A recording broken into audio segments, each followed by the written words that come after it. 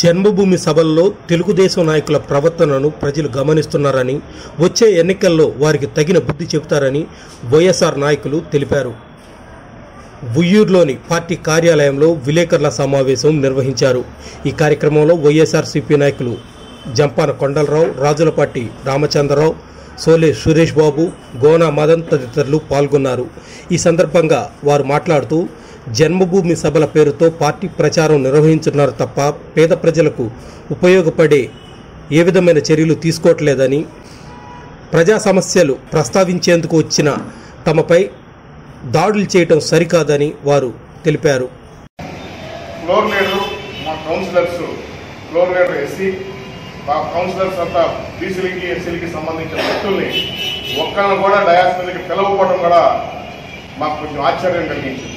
ఎందుకంటే మిగిలిన సభ్యులను పిలిచి మా సభ్యులను పిలవపోయేసరికి కొంచెం మేము కూడా కొంచెం బాధ కలిగి వాళ్ళని కూడా బయటకు పిలిపించామని చెప్పి పిలిపించి కూర్చోబెట్టడం జరిగింది. కొత్తగానే మాట్లాడారు.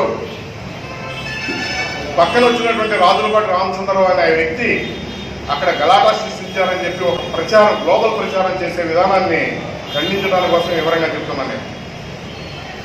ఆ సందర్భంలో ఎమ్మెల్యే గారు ఒక మ్యూజిక్ పెట్టుకుని వస్తా ఉండగా కొంచెం డిస్టర్బెన్స్ వచ్చి ఆయన మాట్లాడటం ఆపేశారు. ఎవరు? మా నాయకుడు పులుసు బాబు సార్ గారు. ఆపిన తర్వాత ఎమ్మెల్యే గారు వచ్చిన తర్వాత స్టార్ట్ చేయమంటారు, ఇప్పుడే చెప్పమంటారు అంటే కంటిన్యూ చేయండి అని చెప్పి ఆ వేదిక మీద ఉన్నటువంటి శాసన మండలి సభ్యులు చెప్పడంటే కంటిన్యూ చేస్తూ ఉన్నారు. చేస్తూ ఉండగా ఈయన మాట్లాడుతూ ఉన్నారు.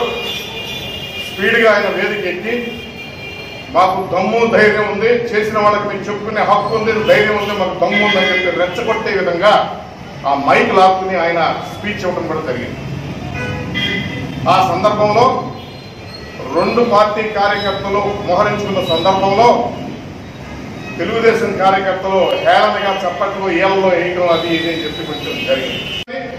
మా నాయకులు అడిగేటువంటి డెవలప్మెంట్ విషయంలో కానీ మీరు సమాధానం చెప్పలేక రకరకాల కారణాలతో మీరు దాటేస్తున్నారు. మా నాయకుల ఆవేదన ఇక్కడ ఉన్నటువంటి పేదవాడికి ఇచ్చేటటువంటి ఇళ్ళు ఉచితంగా ఇవ్వాలనే సంకల్పంతో ఆయన పదే దాని గురించి విశ్లేషణ చేసి 2200 రూపాయలు చంద్రబాబుకి తీసుకున్నారు అంటే చాలా దుర్మార్గమైనటువంటి విషయం. సమయానికి కొట్టరి పెట్టినట్టు గౌరవ శాసనసభ్యులు కానీ శాసన మండల సభ్యులు కానీ ప్రజా సమస్యలపై జన్మభూమి కార్యక్రమాలు నిర్వహించి వారి యొక్క విధి విధానాలను తెలియపరచవలసిన సమయం వారికి ఉన్నది.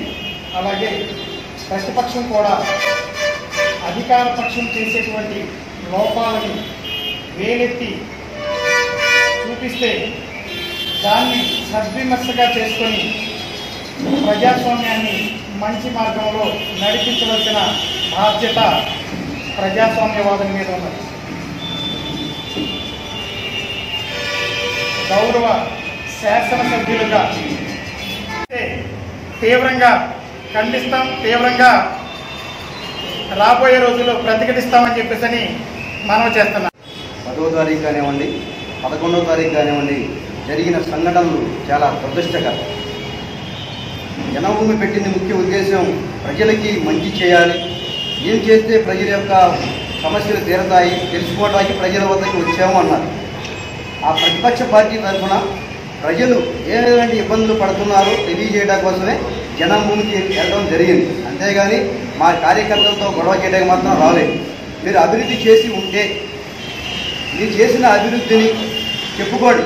కానీ మా నాయకుడు సారథి గారు ప్రతిపక్ష నాయకుడిగా బందర్ పార్లమెంట్ నియోజకవర్గ ప్రతిపక్ష పార్టీ జిల్లా అధ్యక్షుడిగా జన్మభూమికి అటెండ్ అయ్యి ప్రజలు ఏ విధంగా సమస్యలు పడుతున్నారో తెలుసుకోవడానికి ప్రజా సమస్యలను ఏవో తీసుకొస్తే ఆయన అడిగే ప్రశ్నలకి మీ సమాధానం చెప్పలేక అసహనానికి గురయ్యి ఎదురుదాడి చేసింది మీరు. సభలో, నిండు సభలో ఎదురుగున్న చాలామంది మహిళలు ఉన్నారు, స్త్రీలు ఉన్నారు. ఆ వినటానికి కూడా చెప్పడానికి కూడా అర్థం కాని భాషలో మీరు మాట్లాడారు అంటే అది మీ విజ్ఞతకే వదిలేస్తున్నాం. ఒక ప్రజాప్రతినిధిగా ఉండి ప్రజలకు మంచి చేయాల్సిన మీరే ఎదురుదాడికి తిరగబడితే కార్యకర్తలు ఏం చేస్తారు? కార్యకర్తలను సముదాయించాల్సిన మీరే కార్యకర్తలను రెచ్చగొట్టి సభ్య సమాజం సిగ్గుపడే భాషలు మీరు మాట్లాడుతూ ఉన్నారు. అది ప్రజలందరూ గమనిస్తూనే ఉన్నారు. మీరు ఏదో ఎదుటి పార్టీ వాళ్ళ మీద బురద జల్లేసి ప్రతిపక్ష పార్టీ వచ్చి ఇక్కడ గొడవ చేస్తుందని చెప్పడం చాలా దురదృష్టకరం.